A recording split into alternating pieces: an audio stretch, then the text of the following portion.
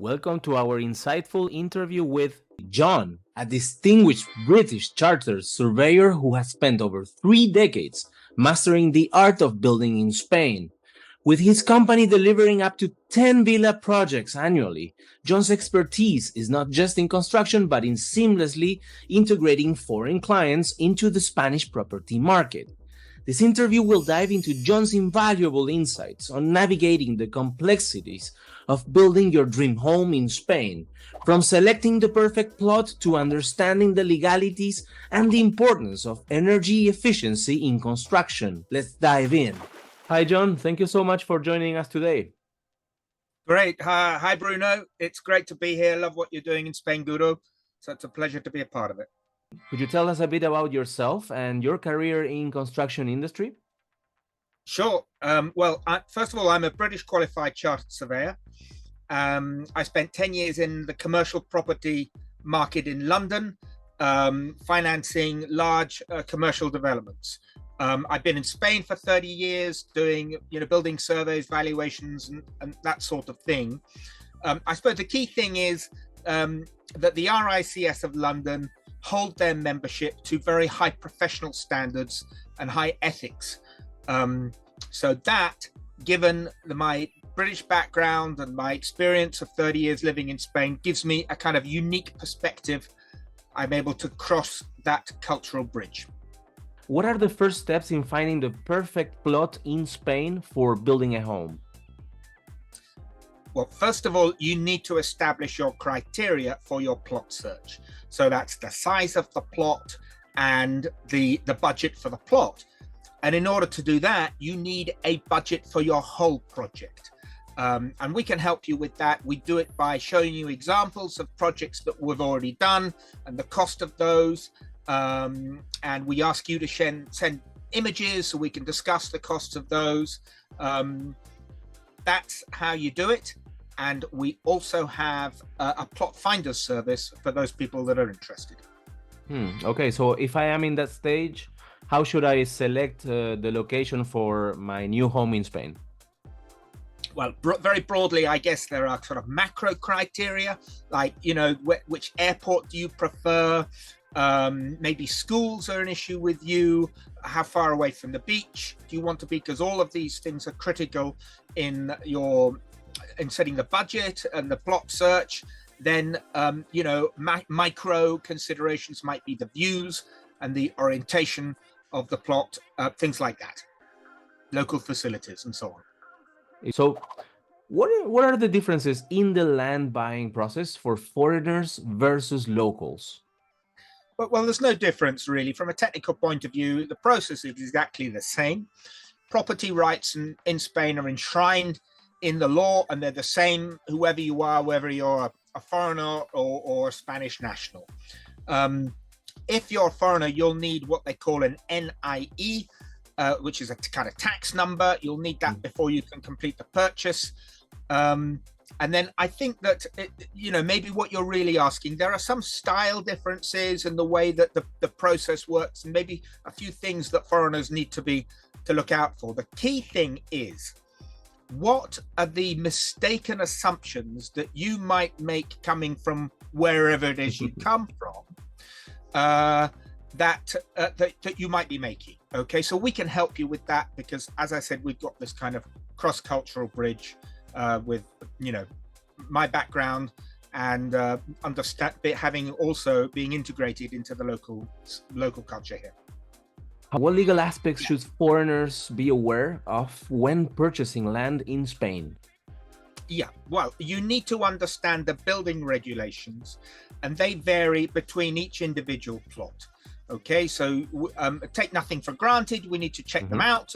If it's urban land, it's probably fairly straightforward. And actually, we have what we call a due diligence service where we help people evaluate plots for purchase before they purchase. And we give them three things: an architect's opinion on the plot, bearing in mind their vision. We give them a cost appraisal spreadsheet so that they can understand that they can do what they want to do within their budget. And in direct answer to your question, we check out the planning regulations that relate to that particular plot to confirm that they can build their vision within the planning regulations. Okay, the next question is something that sometimes is overlooked. People don't consider as much. Why is energy efficiency important in new home constructions, and how is it implemented? Right. Okay. So you're going to have to cut me off, Bruno, because I'll talk for hours on this subject. Let me try and keep it straightforward. Effectively, there are 5 or 6 reasons, very briefly. One is you save money on your ongoing energy bills. Okay, so your electricity, heating and cooling bills should come right down, potentially even to 0. Secondly, you're going to improve the comfort, because with great insulation, that includes good windows, a draft-proof house, and the kind of heating and cooling mechanisms that we use, you're going to be much more comfortable. You get a kind of radiant heat. It's a bit like the warmth from the sun. It's much more comfortable than just the heat of the air. I would say that the building can be more healthy too, particularly because if you've got a mechanical ventilation and heat exchanger, then you've got fresh air in your bedrooms and living spaces continuously. Then another good reason is lower your carbon footprint. That will happen.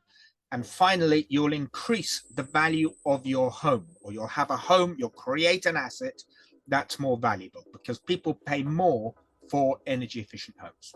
In Spain, the electricity bill is really, really high. Don't quote me on this, but I think it was the second highest bill in the European Union after Cyprus. So yeah, it is something to consider. And of course, all the other points that you mentioned. Now let's go with the next one. What sustainable building practices do you incorporate into your projects? Well, we follow the passive house design principles with all of our projects, even though our clients might not actually opt into the passive house certificate itself. So those design principles are, super insulation, an airtight property, a mechanical ventilation system. Then we look very carefully at the shading, in fact, the whole solar orientation of the property. And in addition to all of that, we're going to almost certainly incorporate a renewable energy system into the design. And all of our properties are energy certificate A. What challenges do foreigners typically face when building a home in Spain?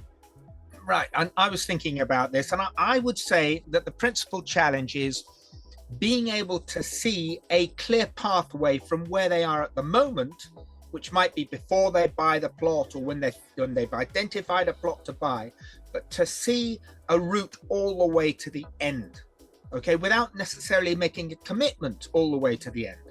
You'd say that's one of the key things that we do in our business to make sure that happens. Let's go with the next question. Could you outline the construction timeline for a typical villa project? Okay, yes, of course. Now, the key uncertainty, I'm afraid, is how long it takes the local authority to issue the building license. So fast would be 2 months, and more normal 6 to 9 months, and some of them take even longer than that.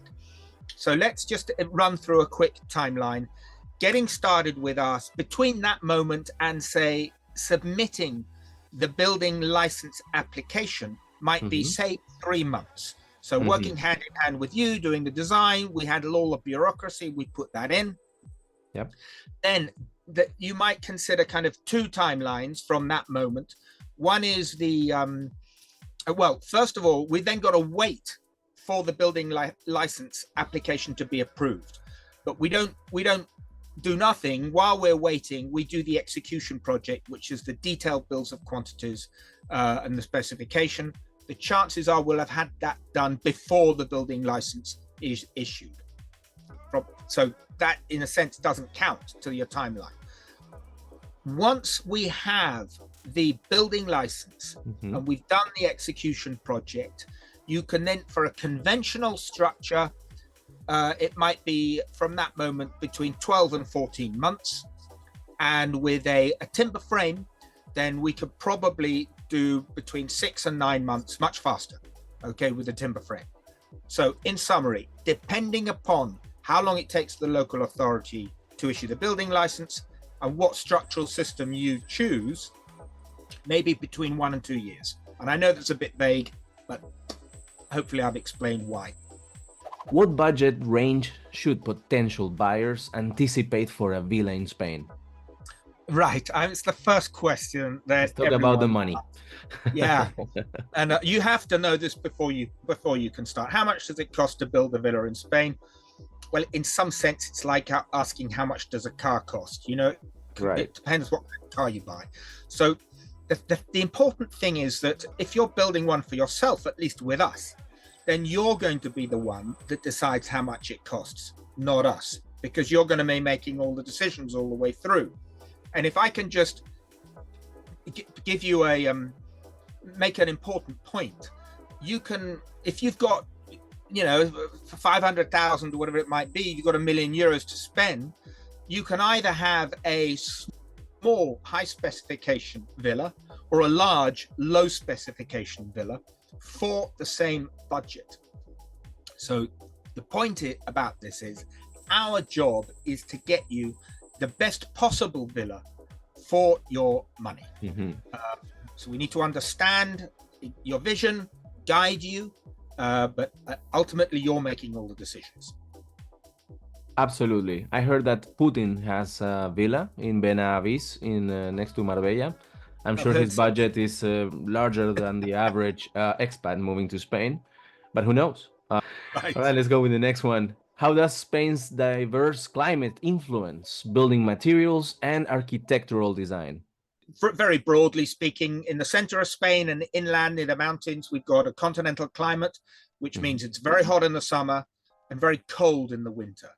And under those circumstances, really the passive house design principles become even more important. In other words, really good insulation, and good solar orientation, and an airtight building and good windows, so that your house or your villa is warm in winter and cool in summer without burning money and fossil fuels. Now, on the coast where it's much milder, it's even in the summer it's not that hot, and in the winter it's not that cold, then we've got much more scope for having open plan, inside outside spaces, orientating the house towards the views, and obviously making sure that big windows are shaded and so on. But we can focus much more on your lifestyle, okay, and take advantage of the lovely climate down here. So that's it, really. We've got more leeway on the Mediterranean, and we need to adhere more closely to the passive house design principles inland and in Madrid. Yeah, now that you mention, I think 95% of expats' investment in real estate in Spain happens along the coast. Today, what are the regions where you operate, John? Well, we operate the whole of the Mediterranean, from Catalonia all the way down to Huelva, and in Madrid. What are the necessary permissions and paperwork for starting a construction project? Well, you need a licencia de obra mayor, which is a major works building license, and we handle all of the bureaucracy for you. So that's the key document that you need to build a villa in Spain. How do you ensure projects stay within budget and on schedule?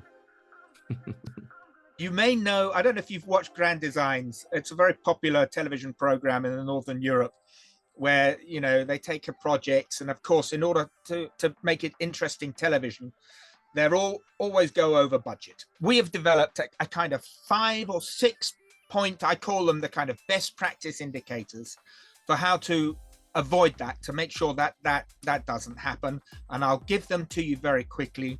One, you need to start with a budget, because your architect has to have a very clear number, because with the sweep of their pen, they can spend another 100,000, so we need to, you need to start with a budget. And of course, we can help you establish that, as I said before, by exchanging images and checking in that we understand your vision.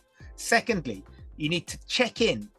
Once the initial designs have been done, check in on cost estimates. They're still estimates, but before you finish all the technical drawings and so on, what does the quantity surveyor tell you about cost estimates as soon as the initial designs are done? And then you can either redesign to stay back within budget, or if your clients, in our case, if our clients love what we've done and they've been involved and they want to stay with the current design, even though it's a little bit over budget, they do so with their full approval. Third point, a detailed specification and bills of quantities. And there are many reasons for this. Your competitive tender makes sense only if it's a detailed project and you're making all the decisions in order to stay on budget during the design phase, not on site. My next point, my fourth point, I think, is that you must send your project out to a competitive tender, because it's that competitive tension between the different contractors that means that you're going to get the best possible price for your money. My fifth point, if we've got to number 5, is to allow something in your budget for unforeseen contingencies. You know, there's always something unforeseen. There's always something different. So I can't tell you what it might be, but to allow something in the budget for unforeseen contingencies. The black swan. Right. And we can help you. We can discuss that with you. You know, we're going to be doing all this on a spreadsheet before we even get started anyway. And finally, of course, you need to supervise the works correctly. And we do that in a kind of formal way. So we've got this strict protocol with all our projects throughout Spain, which help us stay on budget. What are the current trends in villa design and construction in Spain? Right. Well, I think there are kind of two markets. There's the market, there's the foreigners that buy and build in Spain, and there's the domestic market. And certainly foreigners, you know, demand energy efficiency and modern construction techniques. Mm-hmm. Anyone from the Nordic countries or from America is used to a timber frame, and increasingly from Britain and Ireland, they're used to timber frames too. And they demand a standard and energy efficient house. I would say the domestic market is it's still slightly unusual, but you know, they're catching up fast. Mm-hmm. And then it depends what you mean a bit by design, but of course foreigners tend to want a slightly more open plan living, kitchen, dining area where maybe the cooking is part of the sort of social activity, and they want all that in front of the shaded space, in front of the maybe the swimming pool and the views. And Spanish designs can be a little bit different in terms of, you know, the lifestyle. Can clients participate in the design process? They should participate in the design process. You know, I mean, first of all, we've got to understand our client's vision, because if we're doing a bespoke design, you know, it's only going to come to fruition if we understand what their vision is. We'll probably kick off. Sometimes our clients send us the designs, you know, and I love that. And in any case, we want them to send us images of what they like. But once we get started, we're going to probably kick off with some drawings, and then we're going to discuss those and iterate until we get to a point when our clients are happy with the layout and the broad aesthetics of the property. As I said before, that's when we check in with cost estimates before either continuing or adjusting as necessary. So that's how we do it. We need our clients to express their vision, and then it's our job to make that, you know, that lifestyle change happen. How is the selection of contractors and suppliers managed for a project? Well, we've got a contractor who we work with regularly.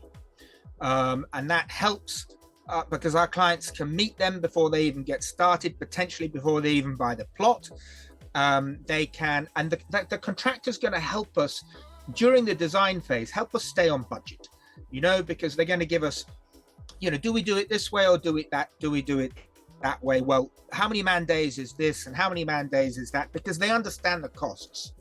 So they're going to help us without charging during the design phase to complete the design, and above all to help us stay on budget. You know, if the land's got a slope on it, we may need the contractor to tell us how much a retaining wall might cost or something like that.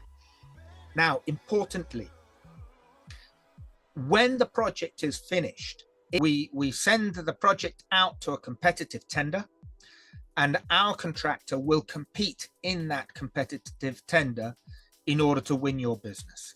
And you're going to decide which contractor to use. If you use our contractor, there's a reason why we work with them, because we've worked with them many times before. We understand. They are already vetted by you, and not only is professionalism, but it's also trust.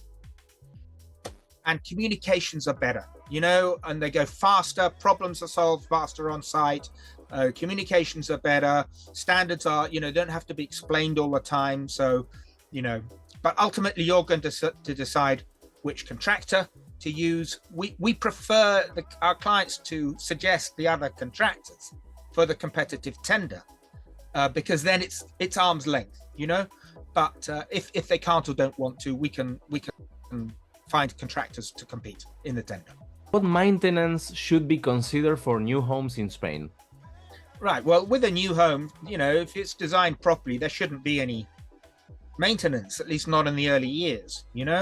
I mean, depends on the quality of the finishes and some of the the elements of the specification that you've decided on. But a new home, there shouldn't be any maintenance. Maybe the garden and changing the filters on the air conditioning or something like that. But if it's designed and built properly, there shouldn't be any maintenance really at all in the early years. Next question. Could you share some success stories? Absolutely. So I'm going to give you two projects very quickly. There's one in La Alquería, which is a golf course to the west of Marbella, where we did a project quite recently for some clients. And what stands out for me in that project is the large chill out area, which is shaded and partly shaded next to the pool in front of the views. And they got sofas with cushions and an outside kitchen. And I love that chill out zone, as we called it. And then the other story which stands out for me is a project we did a few years ago now, but I call it an active house, which is my term, instead of a passive house. And I'll tell you what I mean by that. The house is full of electrical appliances. They've got tumble dryers and 2 or 3 electric ovens and a heated pool and all sort air conditioning everywhere and underfloor heating and a lot. But it's all free energy from the sun. So it's almost ironic in a sense that the hotter it is outside, the cooler it is inside their house. They're not spending any money on it, and they're not spending fossil fuels, and it's all free energy for the sun. So I love that idea of their active house. John, how many projects have you completed successfully in the last years? Well, I would say, first of all, we're a small company. So, all our clients get individual attention. They're all important to us. I suppose the rhythm is something like 8 to 10 projects a year across the whole of Spain. How do currency fluctuations impact construction, budgeting, and financial planning? Well, obviously, if you're going to be buying euros to finance your project, then you need to be aware of that when we're budgeting and when we're... What insurance requirements exist during and after construction? Well, first of all the technical team carry their own individual insurance. It's called responsabilidad civil in Spain. So you're completely protected through them.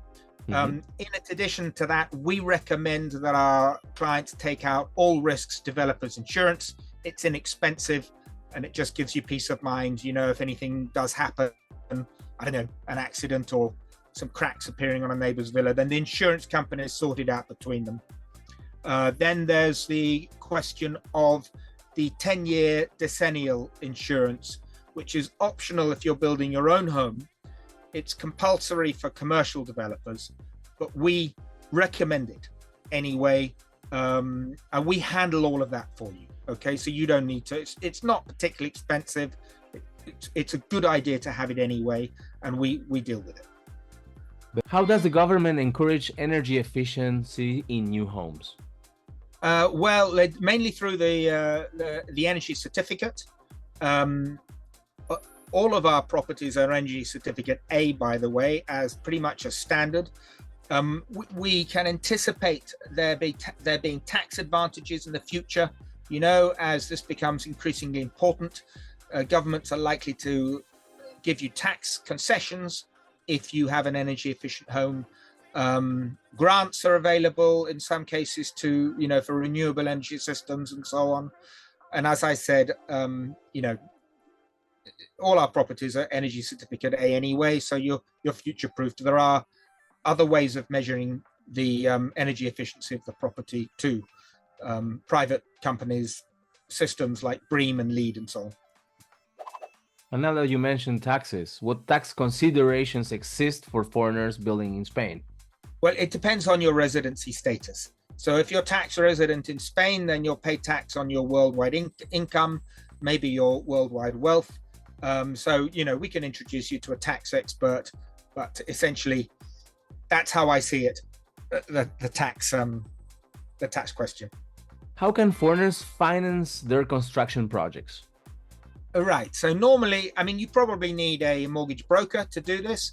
And again, we can, or I expect you can too, Bruno, introduce people to good mortgage brokers.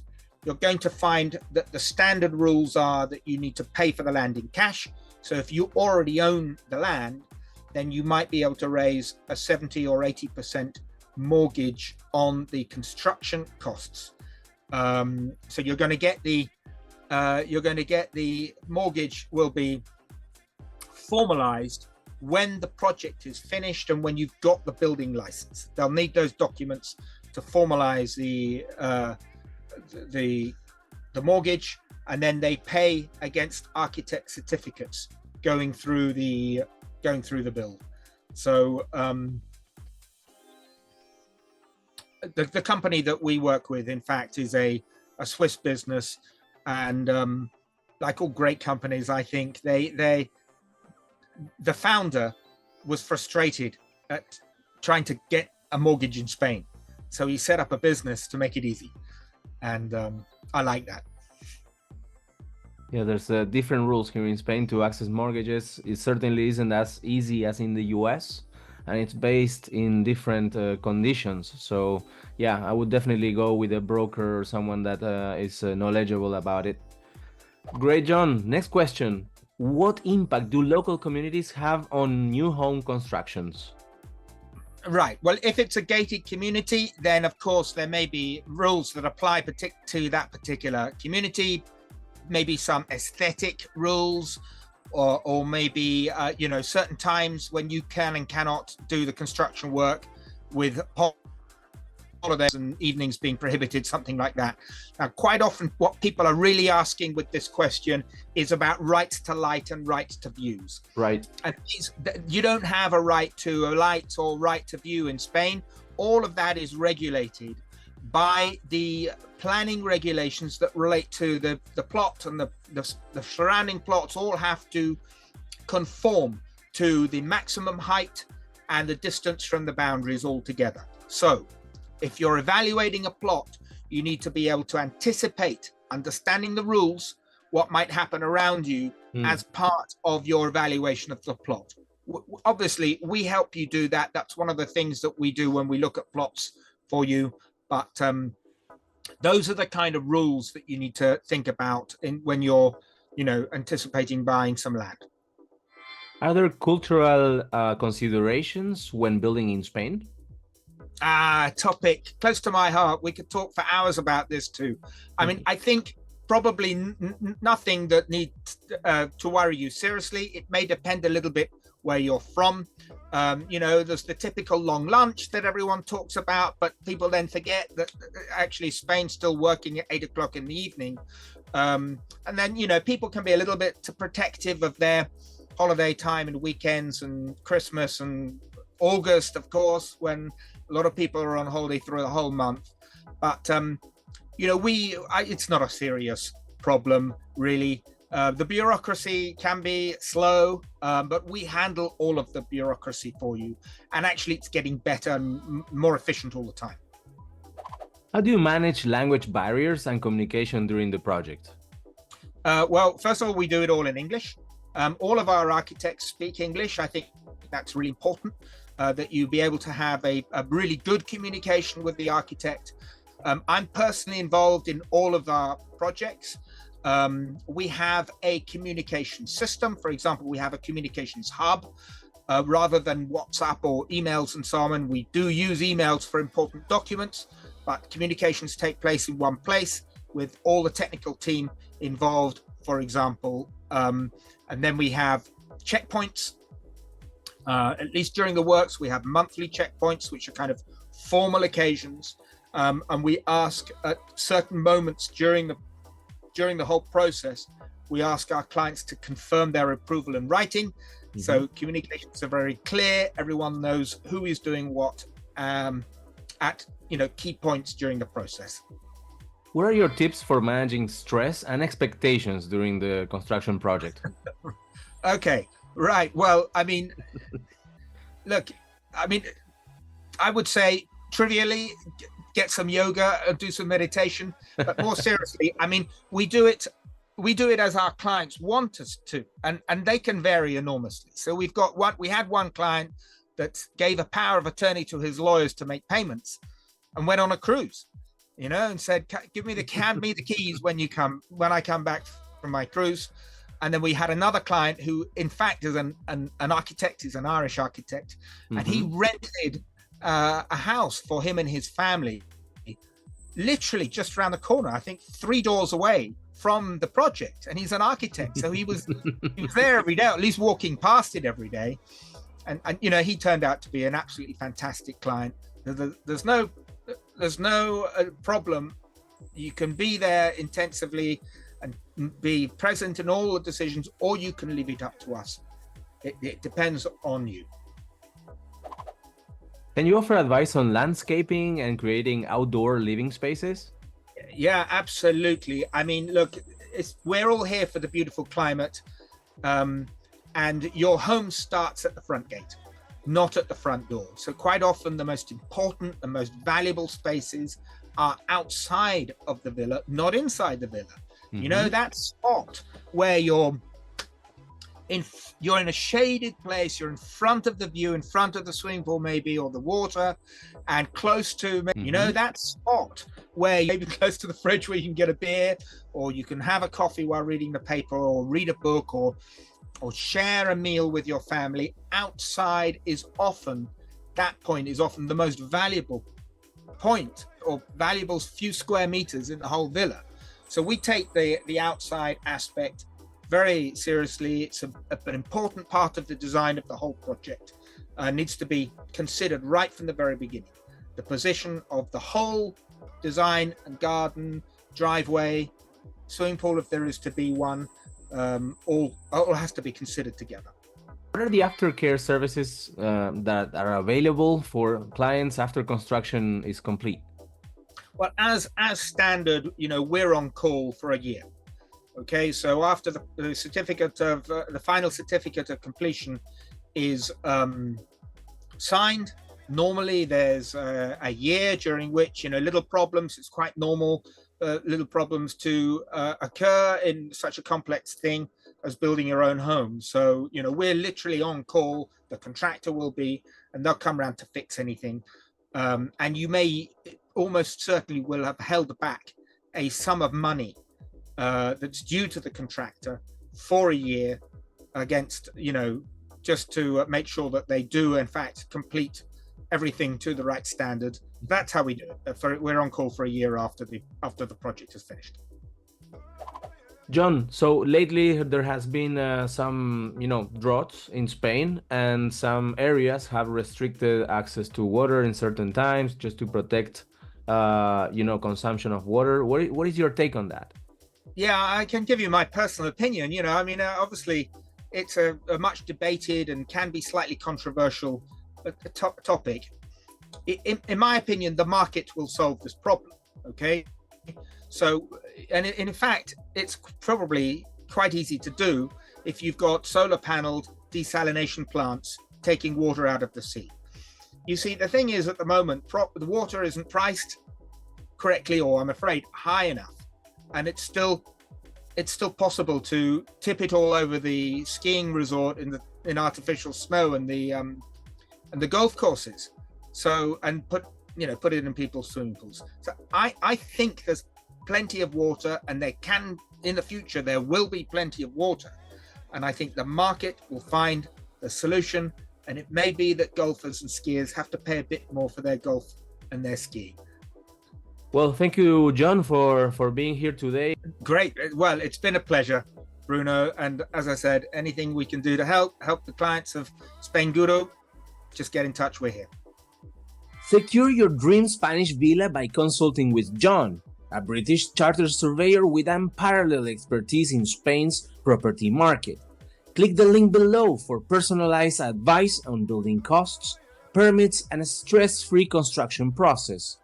John's 30-year experience ensures you're guided by the best, making your vision achievable with confidence.